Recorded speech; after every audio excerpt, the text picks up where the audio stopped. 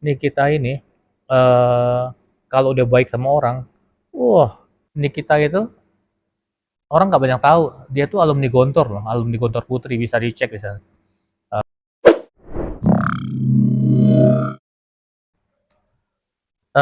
Sosok kayak Nikita Mirzani itu sosok yang jujur, maksudnya banyak di antara kita, tengah-tengah kita nih, orang munafik.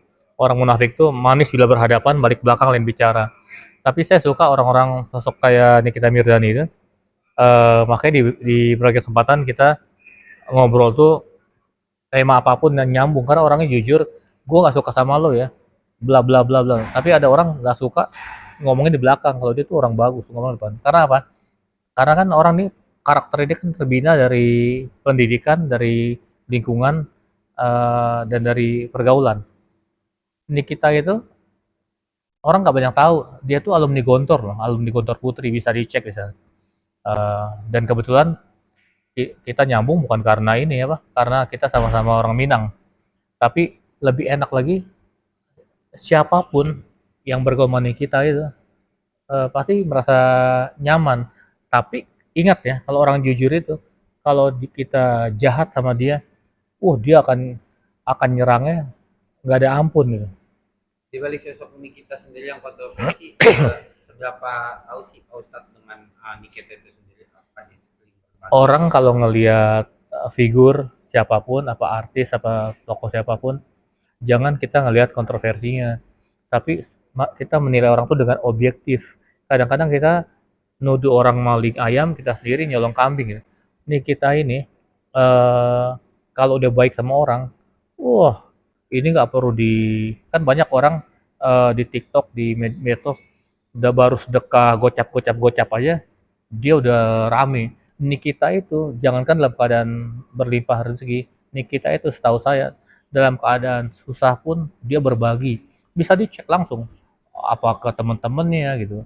Eh, Walaupun dia nggak sekaya Raffi Ahmad ya, tapi dia masih mau berbagi ke siapapun, ke orang-orang terdekatnya.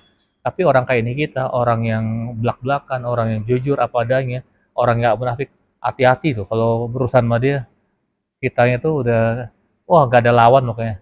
dulu ada sempat Ustadz sering ngajak Nikita seminar apa dapat Nikita minta bayaran atau seperti apa Oh, Ustadz? Niki itu kalau bisa tanya ke IO manapun, kalau acara-acara apalagi acara-acara kanker, acara-acara eh, seminar motivasi, acara kaum wanita. Nikita itu nggak kayak artis yang nggak terlalu ngetop, tapi Vigo berapa ya? Ini berapa ya? Kita minta kalau saya datang mesti begini begini begini. Niki itu termasuk yang nggak rewel dari dulu. Maaf ya, dari belum sepopuler sekarang, nggak ada yang berubah dari seorang Nikita Mirzani ya. Dulu sempat kerja sama di bidang apa Pak Ustadz? Apa Pak Ustadz punya acara ngundang Nikita atau Oh, seperti bukan apa? hanya ngundang. Kalau bisa ditanyakan, saya pernah waktu saya sebelum ganti Ali Tahir, teman saya pernah ngajak Niki itu jadi wali kota Bukit Tinggi dan dia udah oke. Tapi karena satu dan lain hal, orang kayak Niki ini kalau udah diserang, wah, dia akan ibarat orang main bola tuh, serangan baliknya luar biasa. Niki itu pernah saya gandeng karena dia orang orang Minang, orang Bukit Tinggi. Dari Bukit Tinggi, kampung saya itu cuma 30 menit. Pernah saya gandeng jadi wakil wali kota Bukit Tinggi dan Niki mau. Pak Ustadz sebagai sahabat sendiri mendengar kabar bahwa Nikita sendiri jelas sudah ditetapkan sebagai tersangka Pak Ustadz. Sebagai sahabat sendiri melihat seperti apa Ustadz? Apakah Eh Terus terang, kita sedih ya. Karena Niki juga eh, nggak seperti artis lain juga ya. Orang kan nggak tahu kalau Niki rajin ngaji kemana-mana. Dan dia tuh ngaji itu eh, bener-bener ngaji. Orang kan ngaji mau dapat panggung gitu, mau show of force gitu. Jadi kalau dia benar-benar ngaji, benar mendalami ilmu. Nah, tapi memang kita sedih, kita juga prihatin, kita miris. Mudah-mudahan bisa nggak sampai ke jalur hukum, bisa diselesaikan secara di Islam ini kan wasyawirobil amri, apabila kita berbeda pendapat harus secara kekeluargaan. Kita ini kan kadang-kadang suka alay, suka lebay, dikit-dikit, gue viralin lo, gue viralin lo, mengadukan hukum-hukum. Ya, polisi kan juga PR-nya banyak. Jadi kalau hal-hal yang masih bisa bisa sepakat, ya kita selesaikan secara musyawarah ya. Diduga kita memeras sebesar 4 miliar dan juga memeras seorang dokter dengan nominal 4 miliar. Ustadz sendiri percaya atau tidak sih Ustadz bahwa kata kita sendiri itu adalah bayaran endorse, tapi pihak lain menyebut Makanya di Islam itu kan eh inja akum fasikum binaba fatabayanu, apabila kamu dengar berita, apalagi teman-teman wartawan, fatabayanu, tabayun. Tabayunnya apa sih? Selidiki secara mendalam, cek dan recheck gitu ya. Biar kita balance, biar ada keseimbangan. Kita harus objektif, jangan ngelihat dari sudut pandang si A karena kita benci si B. Orang kan Nikita ini kontroversi.